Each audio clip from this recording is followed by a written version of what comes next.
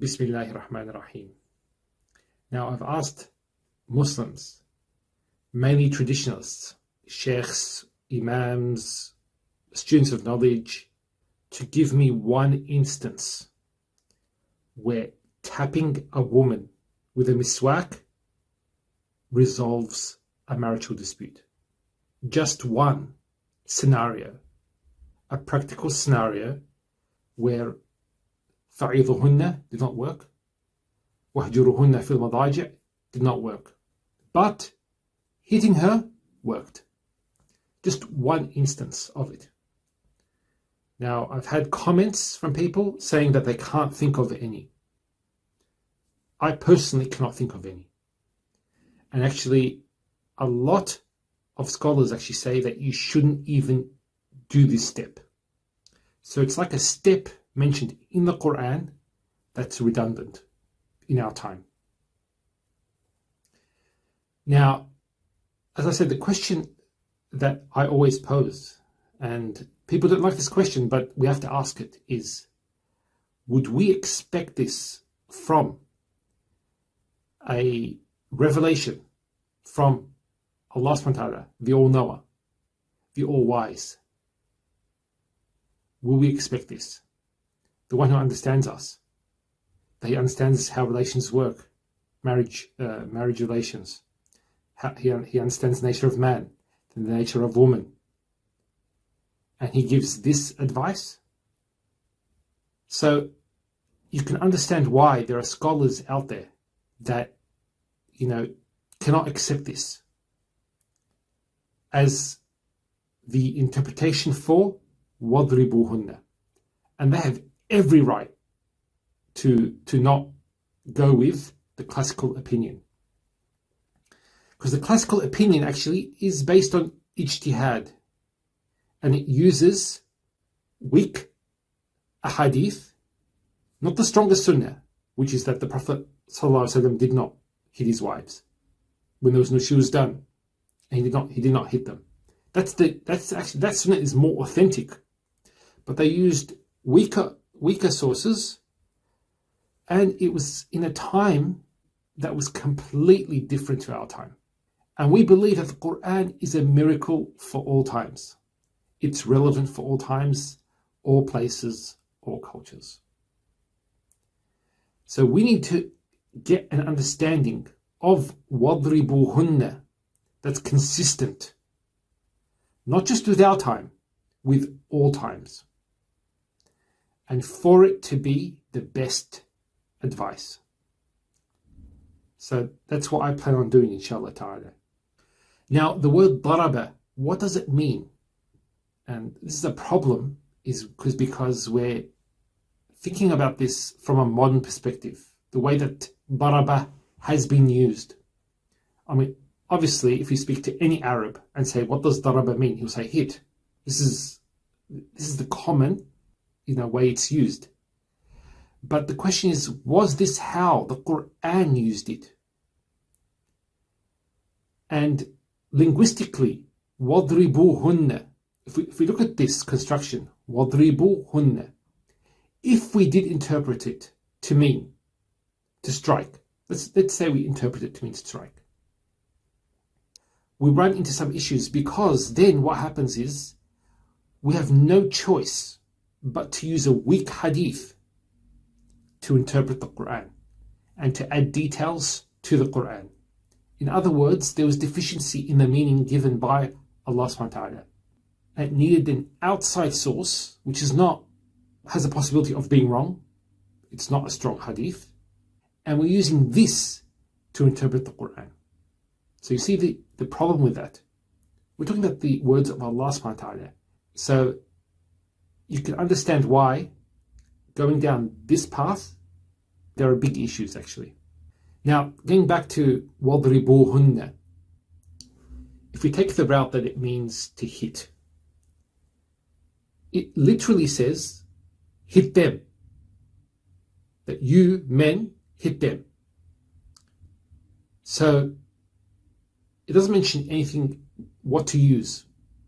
So in other words, maybe it's saying to hit them with your hand. Maybe you can shove them, elbow them. So it opens all these meanings. Next, where do you hit the woman? It's not mentioned either. Now we go back to hadith that says, you shouldn't strike the face, you shouldn't do this. But how about the other areas that are not mentioned? We don't know how to strike, where to strike, and the strength is actually based on ijtihad, the way they make ijtihad, that it has to be done in a certain way. That's not mentioned in the Quran either. So you see, all these aspects of وَضْرِبُهُنَّ is missing. Now Allah subhanahu wa ta'ala in the Quran does not leave meanings in the air. If anything is omitted, there's a reason why it's omitted. Okay, so that's what I plan on, inshallah, speaking about. So going back to daraba. Daraba has a wider meaning. So all the instances of daraba in the Quran can be traced back to one particular meaning, which means it's a striking or a hitting which causes a change. Now that change could be physical, obviously, like the Bahr and the rock with Musa alayhi salam. For example, idrib bi'asaq al-bahra, for example, strike the sea. Another meaning is daraballahu mathalan, so that Allah strikes a similitude for you. So what does that have to do with hitting? What you're doing is you're striking. It's an intellectual strike, where you're trying to get somebody to change the way they think. So that's the change intellectually. Then we have, for example, humiliation and poverty has been struck on them.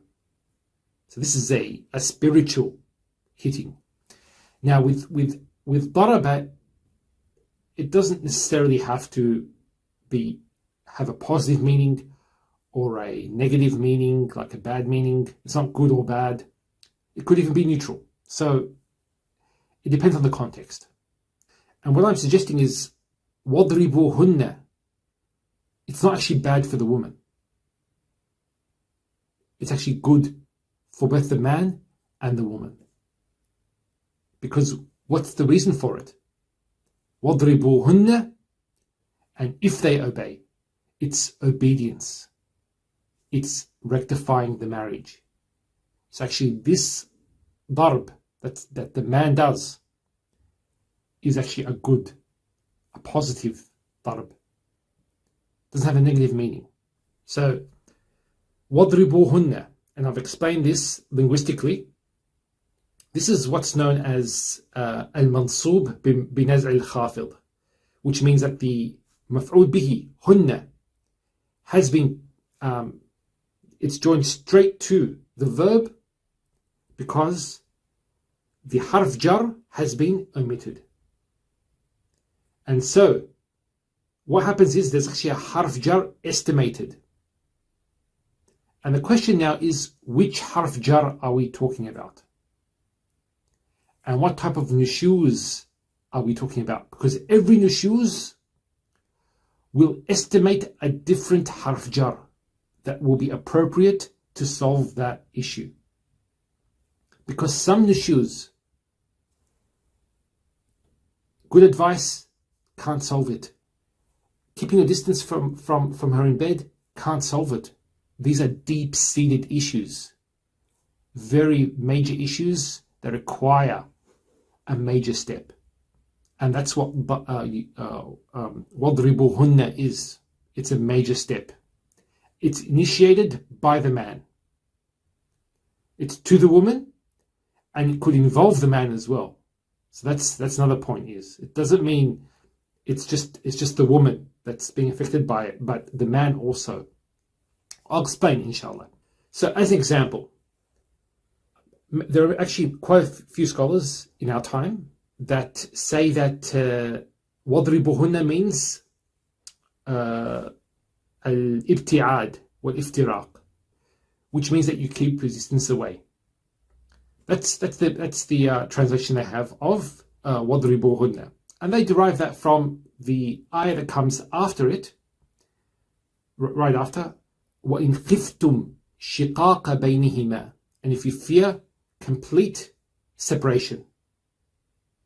So because that's joined to it, they say, well, it's the step before it. Okay, so that's one example of scholars saying that actually has the meaning of something different to physically hitting. And now, are they right? They have quite a bit of proof for it. And as I said, this miswak situation is an ijtihad. And although it's been a dominant opinion, there's no way that it can only be that. It makes no sense because we're saying that it's a redundant step. Well, a lot of scholars are saying it's redundant. We can't use a miswak. And even as I said, the wording, adhribuhunna, it should say, adhribuhunna bil miswak, darban ghayra mubarrih. It doesn't say that. So it actually leaves it open. Now, maybe hitting with a miswak back then was okay.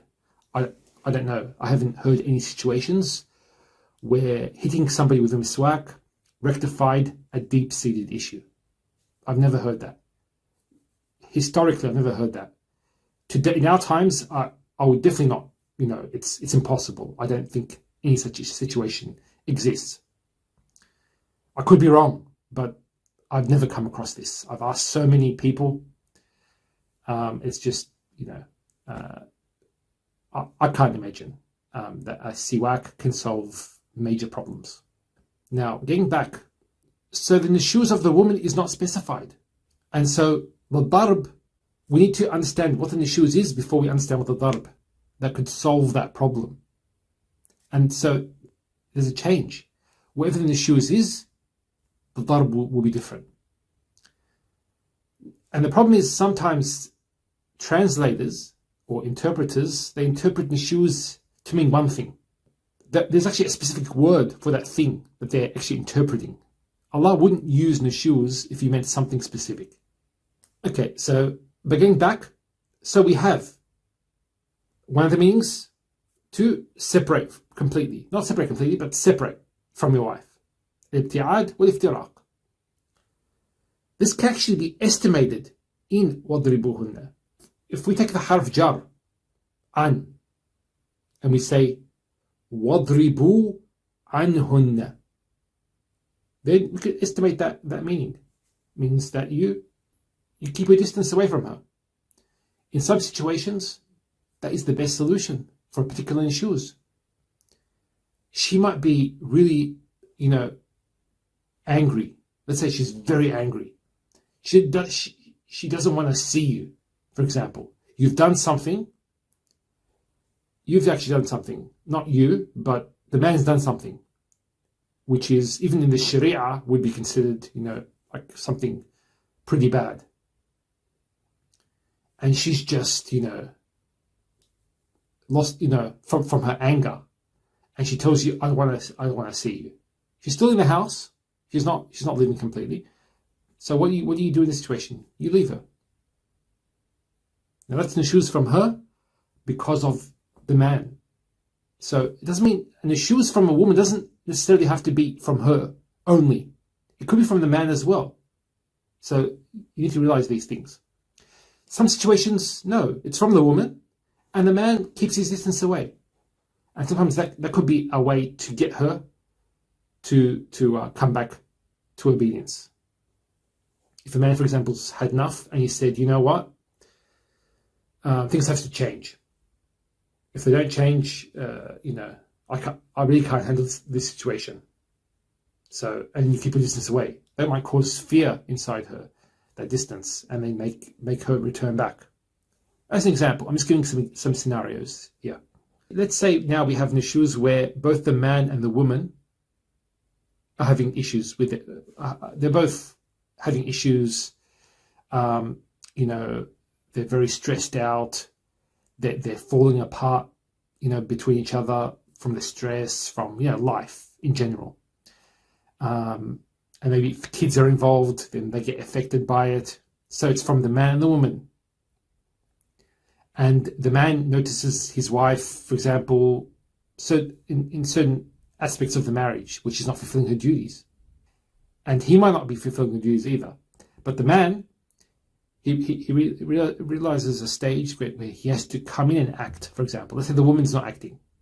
She should act, but if she's not, the man has to take the responsibility and say, you know what, I have to admit, we have a problem. I want to resolve the issue, and I've booked, us to go to counseling. That's coming from the man. Now, could that be estimated in the ayah? It could be estimated in the ayah. If we actually estimate the harf jar that's omitted to be the lam. So, وَاضْرِبُوا لَهُنَّ. In other words, be an example for her. Be an example in the sense that he realized there was an issue and took steps to admit to it and to seek help. So that's an example of وَاضْرِبُوا لَهُنَّ, for example. There's also, for example, وَاضْرِبُوا فِيهِنَّ, inside them as well. That's more a psychological step. Maybe making her feel a certain way that she needs to. Maybe she feels like she's not, appreciating her. And her nushuz is based on that. Okay, so as I said, the nushuz of the woman does not have to be necessarily just the woman's fault. This is something that we've kind of just, we simplify the ayat in the Quran, but we need to look at it holistically. And so you realize what's happening is that the nushuz interprets the harf jar that's actually omitted. We have, for example, another one, وَاضْرِبُوا عَلَيْهِنَّ. And what's ala? It's harf isti'la. So it means where the man is in a dominant position. In other words, he's exercising his authority upon her. Now, exercising his authority doesn't mean going around and just, oppressing her. No, exercising authority to solve an issue. How does he do that, for example? As an example, let's talk about it. A man, for example, has had enough, and he says, you know what? I'm going to give you one talaq, pronouncement of divorce. So, I've had enough, and so he exercises his authority. So that's وَاضْرِبُوا عَلَيْهِنَّ as an example, and that would cause alarm bells going off for women. This will be a big shock for her, and very likely, if she wants to save the marriage, she will work to save that marriage and start obeying her husband. For example, a violent woman. Such women exist. They're very violent. They just get a bit upset. They start throwing things, even attacking the husband. There are people like that. So what does a man do in this case? He can be physical with her in that case. وَاضْرِبُوا عَلَيْهِنَّ. In other words, that wouldn't mean you go and hit her back.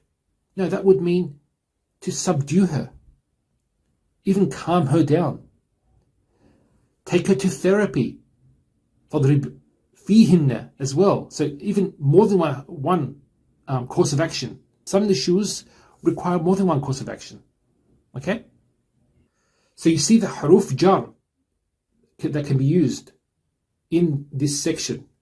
It reflects what the nushuz is.